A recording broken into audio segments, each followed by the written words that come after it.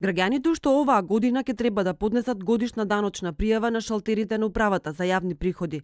За приходите кои ќе ги остварат во 2018 година, УЈП следната година ќе издава пополнета годишна даночна пријава.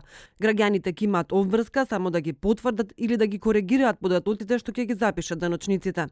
Компјутерски ќе може да се провери каква пријава пополнила државата, а граѓаните ќе одат на шалтер само ако имаат забелешка. Кој колку пари ќе добие на сметката, УЈП ќе знае од новиот електронски систем што стартува денес. Со измените на Законот за персоналниот данок на доход од 1 јануари 2018 година се воведува нова процедура за пресметување и плаќање на обврските за персонален данок на доход. Обврска да поднесуваат електронска пресметка имаат правните лица, односно исплатувачите на приходи, физичките лица резиденти кои остваруваат приходи од други физички лица и приходи од странство и физички лица нерезиденти кои остваруваат приходи од други физички лица во Република Македонија. Од УЈП велат дека целта на електронскиот систем е да се поедностават процедурите и да се елиминираат редиците пред шалтерите.